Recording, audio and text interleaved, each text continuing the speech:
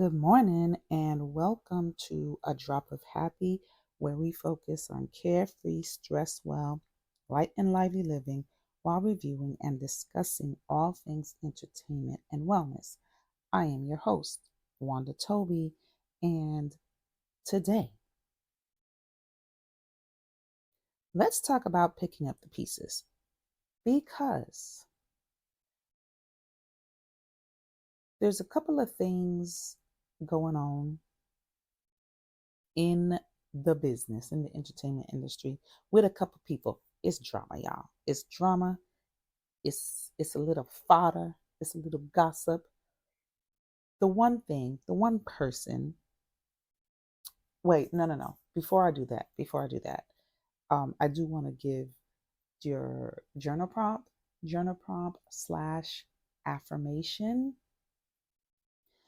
which you can journal prompt about. Really, you can journal about. You can journal about just about anything, but today is an affirmation. And basically, the affirmation is, which kind of goes with what we're going to talk about. The affirmation is, I am the author of my story. I am the author of my story, which means you have the power to change the tide and the course of your life. If you don't like where it's going, if you don't like where it's at, um, you are the author of your story. So if it's crappy, you can do something about it. Not saying that crappy things aren't going to happen. That might not be to no fault of your own, but at the end of the day, how you react to things is totally up to you. So it's really a statement of empowerment, a statement of reminding yourself that you got this, that you can do this, and that you're the one that needs to take steps. So the affirmation and what you can kind of journal about or reflect on is, I am the author of my story. And if for some reason you feel like you're not, what can you do about that? So, with that being said, who are we going to talk about? Diddy and Shannon, because it's been that kind of a week.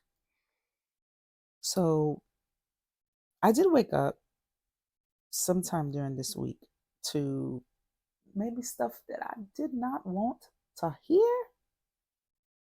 So basically, Shannon Sharp, he is a retired NFL player in the Hall of Fame, thriving career. And then this morning, not this morning, sometime during the week, because I'm getting my times mixed up, but sometime during the week, woke up to the internet ablaze about uh, him going live on IG while he was getting his groove on. Thankfully, you just heard it, it wasn't seen. His initial reaction was to be like, yo, I got hacked. That wasn't me. But everybody knows it was him. Everybody knows it was him. So later on, he does admit on uh, his show Nightcap with Chad Ocho whatever. He does admit that it was him, and he's super embarrassed, and he's sorry, and blah blah blah. They kind of joke about it, yada yada yada. But he's just like, yo, I'm worried about my career. Da, da, da, da. The reason why I wanted to touch base upon him, because he's kind of had some ups and downs. He's been in the business for quite a long time. After retiring, he's been a sportscaster, had several jobs, but his big one was when he was on Undisputed with Skip. And as a matter of fact, I used to watch that for a little bit, off and on, when I was like, when my, I used to watch it when I was like more into sports than I am now, which is hardly at all. That's hardly at all. But anyway, um, and it was entertaining, and there were a lot of memes made off of him from that show, but like in a good way because he was entertaining, he was funny, he was engaging. Him and Skip seemed to have a really good chemistry, really good interaction, really good banter, really good going back and forth, and their takes were pretty interesting that they had for the topics that they were talking about. Well, drama ensued, and he ended up, in essence, he ended up getting fired. Him and Skip got into it a little bit, and they always usually get into it, but I feel like, honestly, at the end of the day, Skip took him for granted, in my opinion, or they outgrew each other, or what have you. But Skip he got a little spicy, he got a little zesty, he got a little, he got a little shady, is what it is at the end of the day. Um, and so they parted ways, and this was like a big part of his career, was a big part of his life. It was his bread and butter, probably. And even Shannon Sharp admittedly said that time was a very difficult time for him. And why wouldn't it be? One of the most stressful things on the stress list, if you're doing like a stress inventory or what have you, is um, changing jobs or finding a new job or insecurity with your job or what have you. So naturally, that was a big situation in his life. And I say that to say that and this, he's kind of had some ups and downs. With those ups and downs, he's always like risen out of the ashes. He's always fallen on his feet, got back on top. But the reason why I was thinking about it is he, like, what do you do when you're in the midst, when you are in the midst of the drama, when the drama is happening 4K live right now? Like, how do you keep it together, right? When your life is literally falling apart as we speak, because that happens to a lot of people.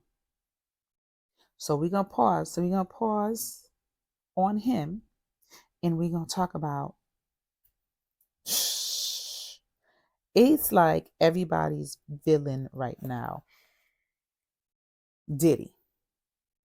We're going to talk about Diddy and what all has been. No, we're not going to talk about what all. This is just like scratching the surface. You hear that? Okay. Scratching the surface just a little bit. So the latest, there's been a lot of drama ever since. So I'm gonna tell you, Diddy is, if you don't know, Diddy, Sean Combs, Puffy, blah blah blah, rapper, producer, the manager, famous person, business owner, um, really, really had when he was with Biggie. I mean, listen, Bad Boy Records put out some hits, put out some bangers, starting with Biggie and all the stuff that he did. 112, a lot of groups. Let's no dispute there. But he's also apparently a crappy ass human being. Allegedly, things, the things that he's done, allegedly. So there's always been rumors swirling.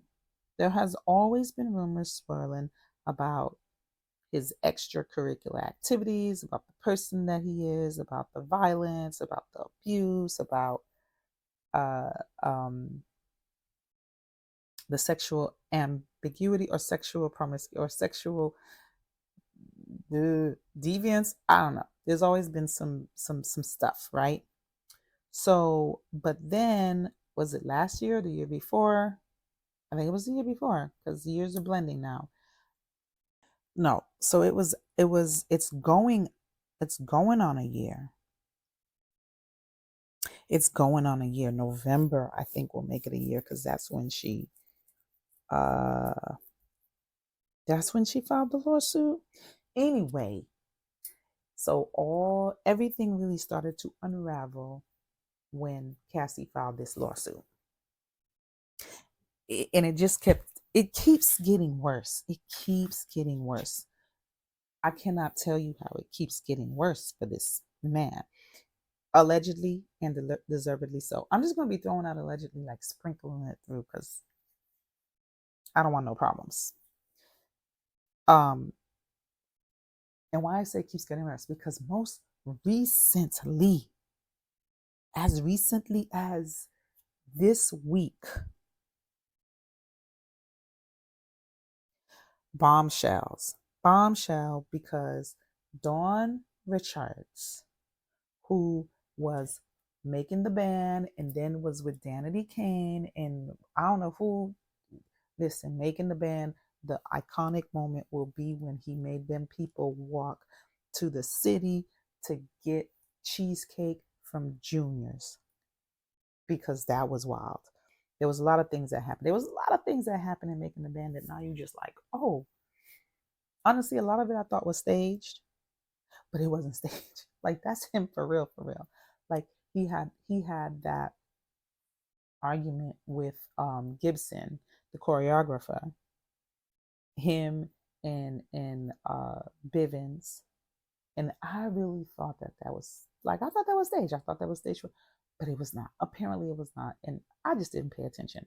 But here's the bottom line: that Dawn was with him, and then he created Danity Kane.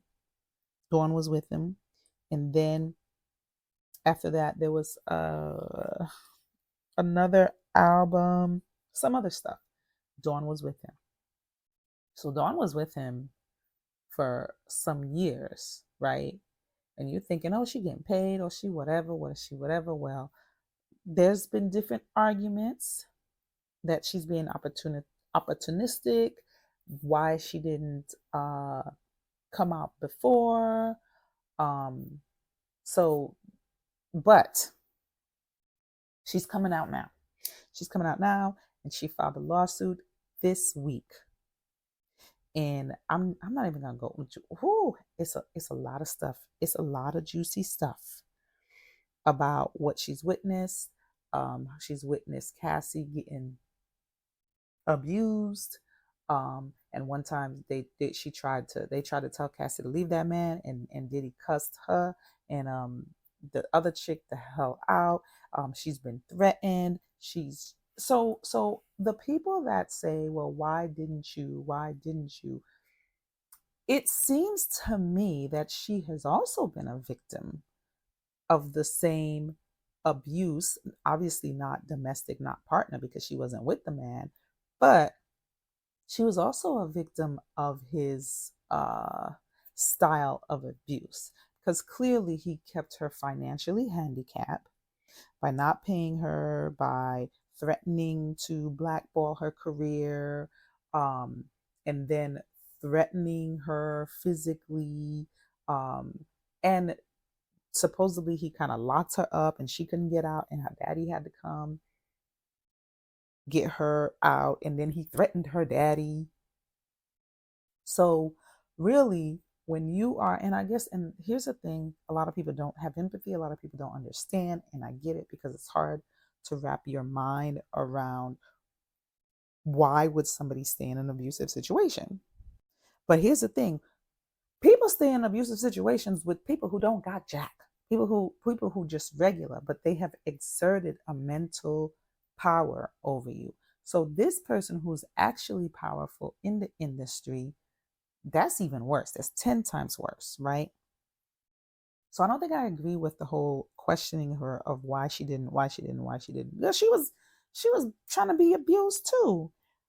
And it really should be commended, like whether Cassie got the strength from her new husband, whether she got the strength because she out there, however she mustered the strength to finally get out of the situation and not only get out of the situation, but be like, you're not going to get away with all the crap that you put me through for all these years. Filing the lawsuit,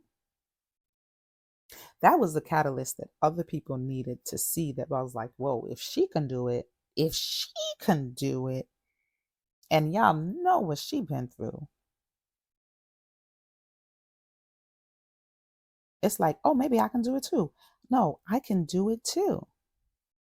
So I'm not coming for Dawn, who is filing and who is trying to get some justice and who's trying to put, put more of what he did out there. And do I believe it? Yeah, I do. Whatever she said, whatever she said, whatever she said, I believe it. Let's just period, point blank. Okay. And on top of that, this week, a judge also uh, did $100 million judgment against him in favor of Derek Lee Cardello Smith, who filed a lawsuit, who was in jail, by the way. I don't know why he in jail. That's a whole nother. I don't know why he in jail, but filed a lawsuit. This had been going on, alleging sexual assault, and got deets, has deets, and also that he had a restraining order against Diddy, but then Diddy ended up going to visit him in jail. Basically, I'm going to tell you the gist of it. And Diddy ended up going to visit him in jail, offering him like $2.3 million, allegedly, if you drop the lawsuit. And he did not. And then he has records to be like, yo, this man visited me in jail and he's not supposed to. That's a violation of the restraining order or whatever. But y'all, I did not know this. The reason why the law, because he alleged that they got together, they was at a party. This is like the bridge version. Y'all gonna have to find this, but I'm just gonna give you like the light version, right? So basically, they were at a party. Um, um, the other young things were there, so people were getting their groove on, and the inmate, the guy, he was getting his groove on with a chick, and then he felt Diddy digitizing digitizing an area that he felt should not have had digits up in there. I don't I don't I don't know how else to say that, but basically, Diddy was in his booty with his fingers, right? Okay, that's part one. Then I guess he alleges that he got drugs and then woke up and Diddy was getting it on with some other chick, and then Diddy was just like, "Oh, I did this to you too," because he didn't know what happened while he was drugged, allegedly, allegedly.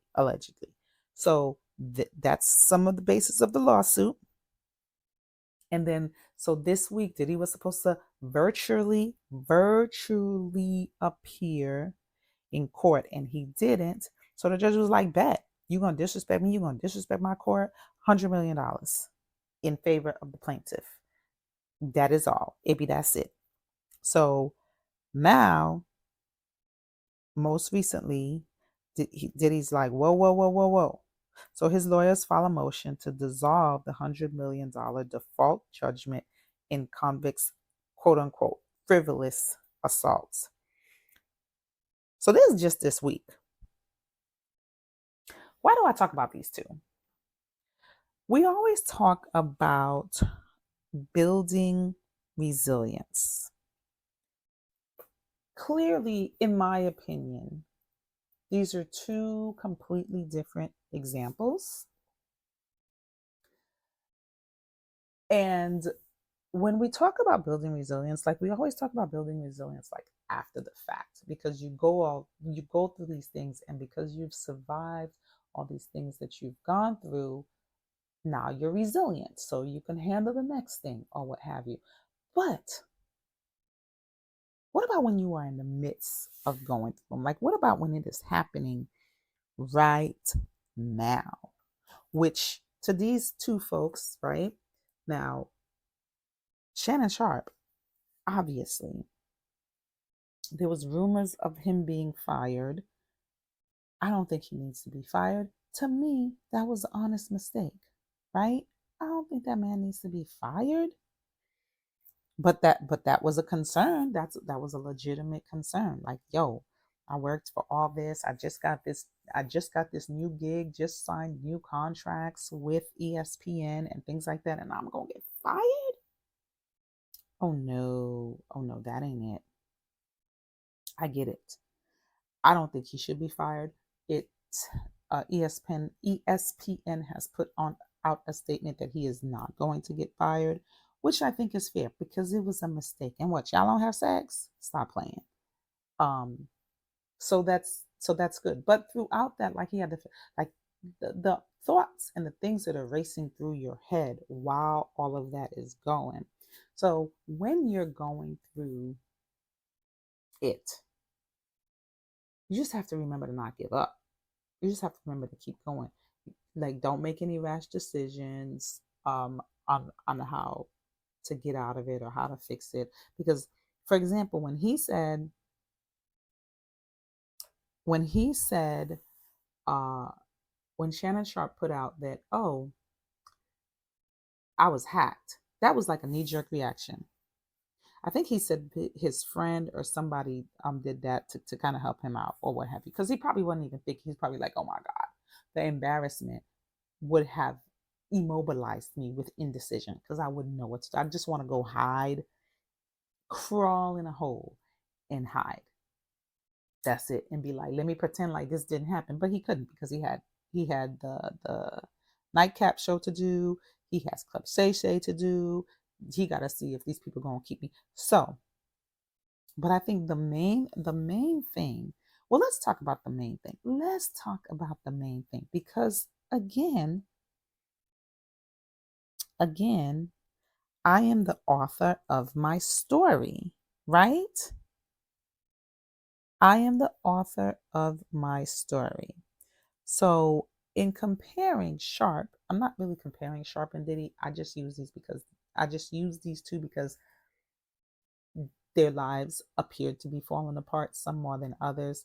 Shannon, it's embarrassing. He'll obviously survive. He survived other things. But Diddy, there is no comparison, except that you want to talk about life falling apart. His life is really falling apart. But the first thing to do in the midst of your life falling apart is don't be a jerk. Be a decent person, right? I am the author of my story. Don't have a crappy story. I we're going to go back to what are your values? What type of person are you? Be a decent human being. Like that would be kind of step one to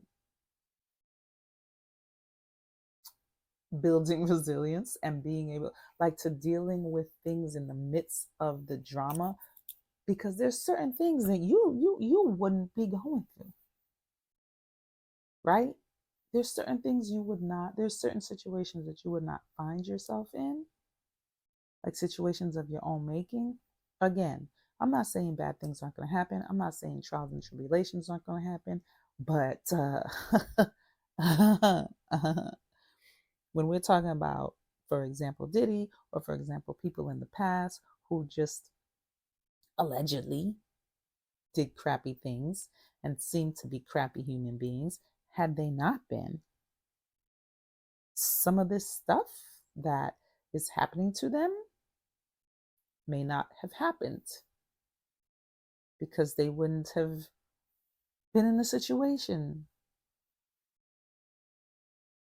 where they lay hands on people allegedly.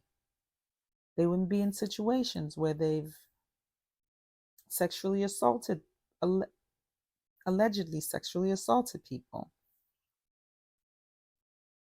How about we start there? How about we start with not being a crap person?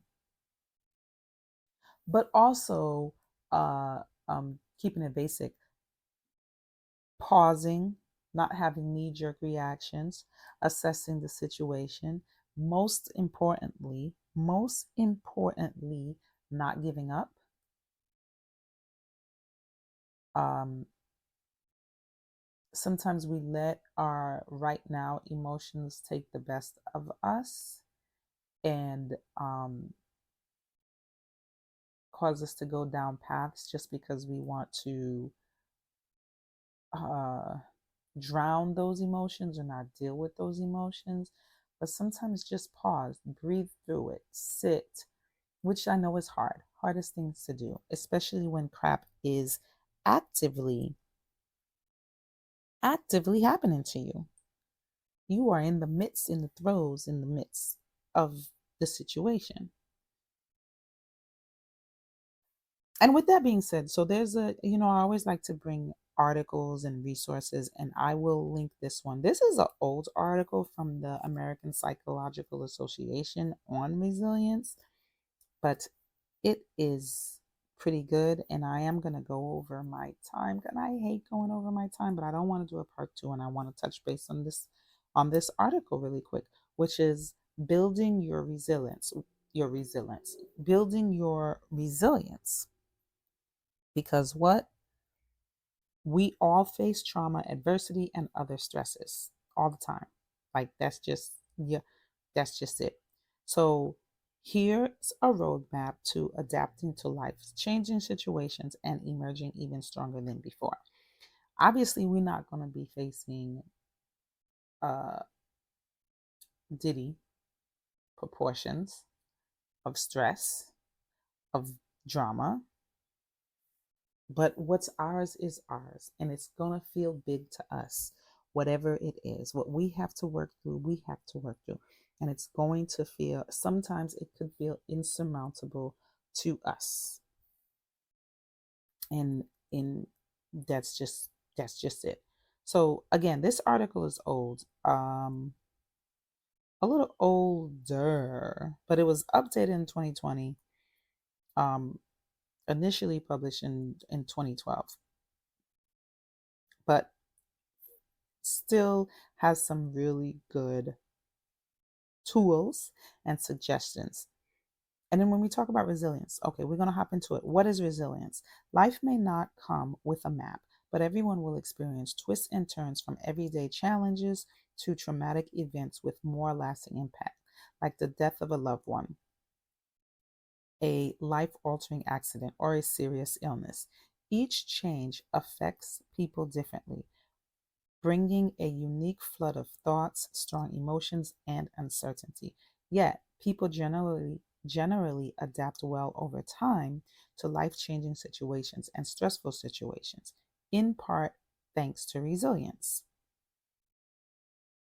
And each time we go through things, we build resilience. And it might be different, it might look different, but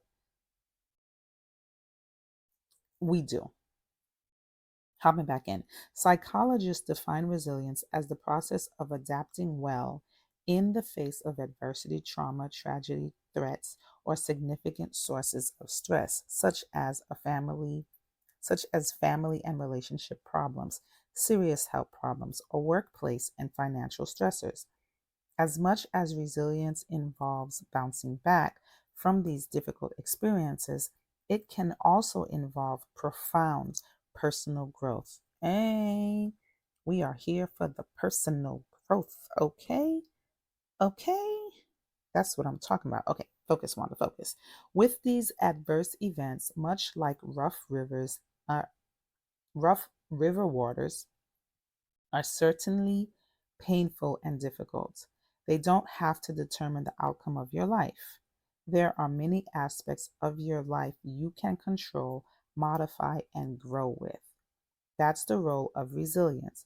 Becoming more resilient not only helps you get through difficult circumstances, it also empowers you to grow and even improve your life along the way.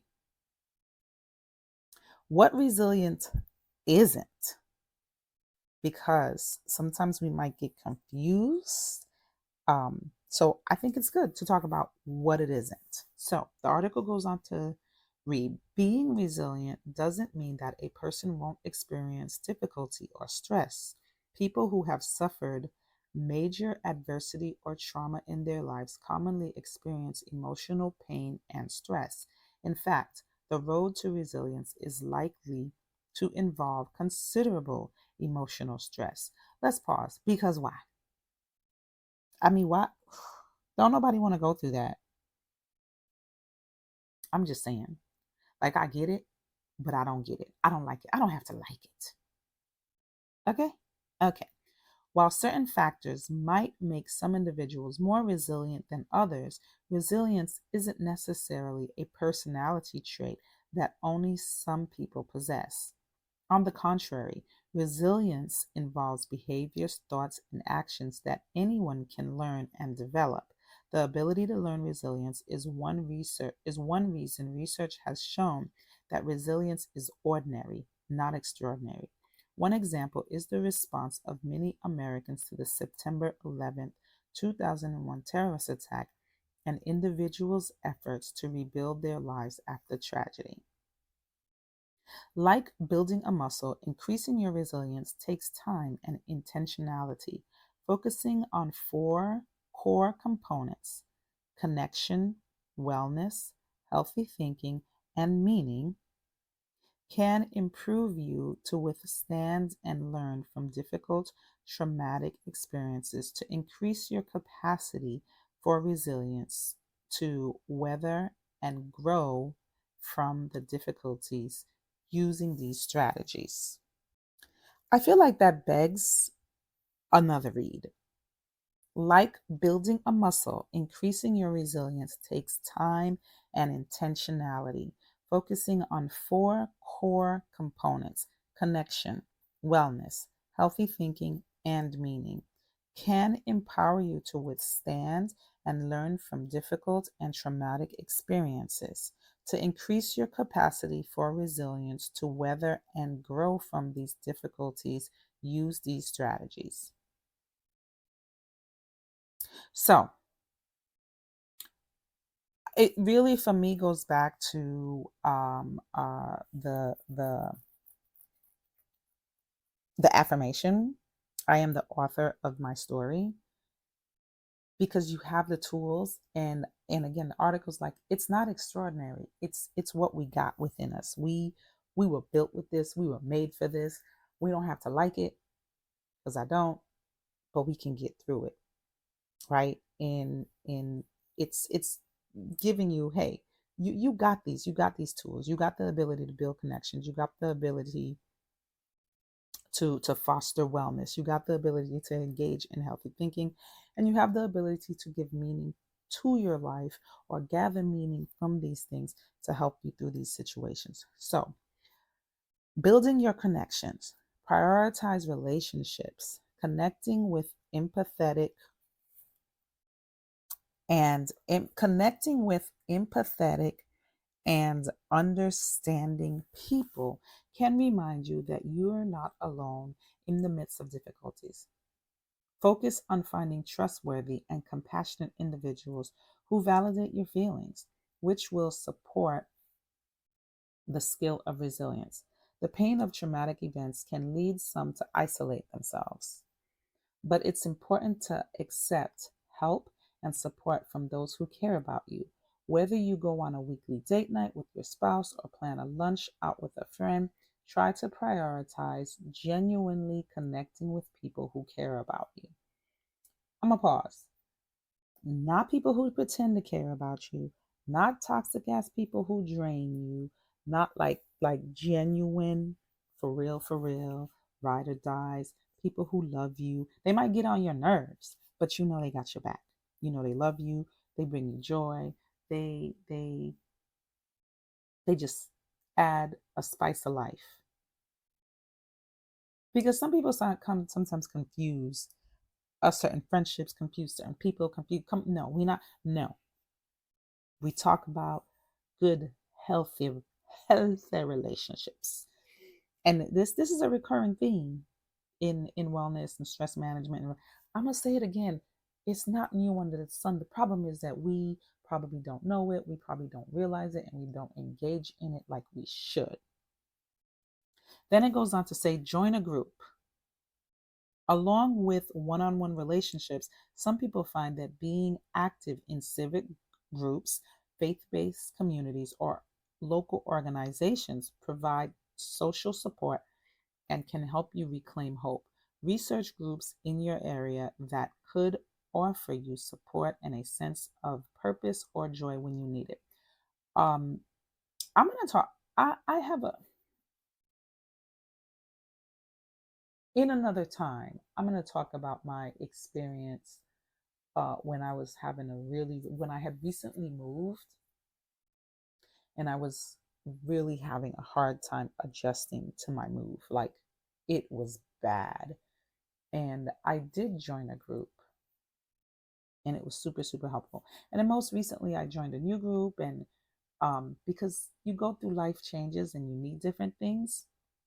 So we'll talk about that. We'll talk about that some other time. But I say that to emphasize that joining a group uh, can be extremely, extremely, extremely helpful. And it could be a different dynamic than just accessing your circle of friends. So I actually like that they put that in there um, because it can make a big difference and again be a different dynamic because of what we need. Foster wellness. Okay. Like when I say the basics, when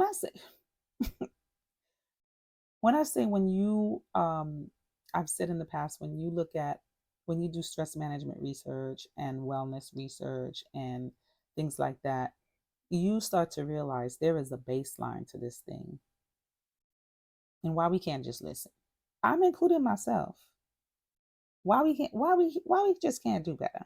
Why? Somebody needs to research that. What's wrong with us? How about that? Okay, foster wellness. Take care of your body. Self care may be a popular buzzword, but it's also a legitimate practice for mental health and building resilience. That's because stress is just as much physical as it is emotional. Promoting positive lifestyle factors like proper nutrition, ample sleep, hydration, and regular exercise can strengthen your body to adapt to stress and reduce the toll of emotions like anxiety or depression. It's like a broken record up in here and in it's okay. It's okay because we need repetition. Clearly, because we are not doing it right. We are not listening. We are not listening, people. So clearly we need repetition. And it's fine. We gonna get it. You're gonna get it over here. You're going to get repetition, you're going to get entertainment, you're going to get reviews, and you're going to get what are you doing today to manage your stress? Because it's the same crap I told you to do yesterday. And I'm raising my hand, me included. Let's not get it twisted. Okay. Again, foster wellness. Practice mindfulness. Mindful journaling. Y'all hear that? How I emphasize that because I be talking about that all the time. Okay, focus, Wanda, focus. Let me start over. Let's get it together. Practice mindfulness. Mindful journaling, yoga, and other spiritual practices like prayer or meditation can also help build connections and restore hope, which can prime them to deal with situations that require resilience. When you journal, meditate, or pray, ruminate on positive aspects of your life and recall the things you're grateful for, even during personal trials. Avoid negative outlets. What do you say? What do you say? Avoid negative outlets? Avoid negative. Really? Okay. I just get really excited when these things come together that I've been like talking about and promoting, and it just keeps getting validated because we're on the right track. We just gotta act and do it. But we're on the right track. In that makes me excited. But avoid negative outlets. It may be tempting to mask your pain with alcohol, drugs, or other substances, but that's like putting a band aid on a deep wound. Focus instead on giving your body resources to manage stress rather than seeking to eliminate the feelings of stress altogether. Because you have to go through the emotions, you have to go through the things to be able to learn to deal with them in order to build that resilience. Oh, this show is longer than I intended, but it's important. So we finna keep going. Yes. All right. Find purpose. How do you find purpose? Help others. Whether you volunteer with a local homeless shelter or simply support a friend in their own time of need, you can garner a sense of purpose, foster self-worth, connect with other people, and tangibly help others, all of which can empower you to grow in resilience. Be proactive. It helps to acknowledge and accept your emotions during hard times, but it's also important to help you foster self discovery by asking yourself, what can I do about a problem in my life? If the problems seem too big to tackle, break them down into manageable pieces. For example, if you get laid off at work, you may not be able to convince your boss it was a mistake to let you go, but you can spend an hour each day developing your top strengths or working on your resume. Taking initiative will remind you that you can muster motivation and purpose even during stressful periods of your life, increasing the likelihood that you'll rise up during painful times again. Move towards your goals. Develop some realistic goals and do something regularly, even if it seems like a small accomplishment that enables you to move towards the things you want to accomplish. Instead of focusing on tasks that seem unachievable, ask yourself, what's one thing I know I can accomplish today that helps me move in the direction I want to go? For example, if you're struggling with the loss of a loved one and you want to move forward, you could join a grief support group in your area. Look for opportunities for self discovery. People often find that they have grown in some respect as a result of a struggle. For example, after a tragedy or hardship, people have reported better relationships and a greater sense of strength, even while feeling vulnerable. That can increase their sense of self worth and heighten their appreciation for life. I just kind of wanted to run through that because there are so many ways we can find purpose, but I really like that part and like the suggestions because it kind of tells you what to do when you're in the midst of the drama, telling you to pause, telling you to make those connections, telling you to find purpose. Next of the core, the four, embrace healthy thoughts. Keeping things in perspective, how you think can play a significant part in how you feel, and how resilient you are when faced with obstacles. Try to identify areas of irrational thinking, such as a tendency to catastrophize difficulties or assume the world is out to get you, and adopt a more balanced and realistic thinking pattern. For instance, if you feel overwhelmed by a challenge, remind yourself that what happened to you isn't an indicator of how your future will go, and that you're not helpless. You may not be able to change a highly stressful event, but you can change how you interpret and respond to it. Okay. Okay. Accept change. Accept that change is a part of life. Certain goals or ideals may no longer be attainable as a result of adverse situations in your life. Accepting circumstances that cannot be changed can help you focus on circumstances that you can alter. Period. Maintain a hopeful outlook. It's hard to be positive when life isn't going your way. An optimistic outlook empowers you to expect that good things will happen to you. Try visualizing what you want rather than worrying about what you fear. Along the way, note any subtle ways in which You start to feel better as you deal with difficult situations. Learn from your past. By looking back at who or what was helpful in previous times of distress, you may discover how you can respond effectively to new difficult situations. Remind yourself of where you've been able to find strength and ask yourself what you've learned from those experiences. Seeking help. Getting help Getting help when you need it is crucial in building your resilience. Crucial. For many people, using their own resources and the kinds of strategies listed above may be enough for building their resilience. But at times, an individual might get stuck or have difficulty making progress on the road to resilience. A licensed mental health professional, such as a psychologist, uh, can assist people in developing an appropriate strategy for moving forward. It is important to get professional help if you feel like you are unable to function as well as you'd like or perform basic activities of daily living as a result of a trauma or other stressful life experiences. Keep in mind that different people tend to be comfortable with different styles of interaction. To get the most of your therapeutic relationship, you should feel at ease with a mental health professional or in a support group. The important thing is to remember you're not alone on the journey.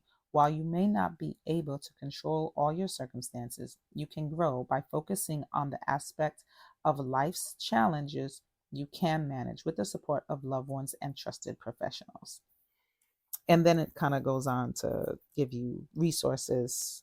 Um, I did kind of want to touch on that because sometimes people get hurt. The activities of daily living, because we don't make the connection. We make the connection with like the physical, like if you lose an arm or if you can't move or if you're physically impaired, it does hamper your ability to do your activities of daily living.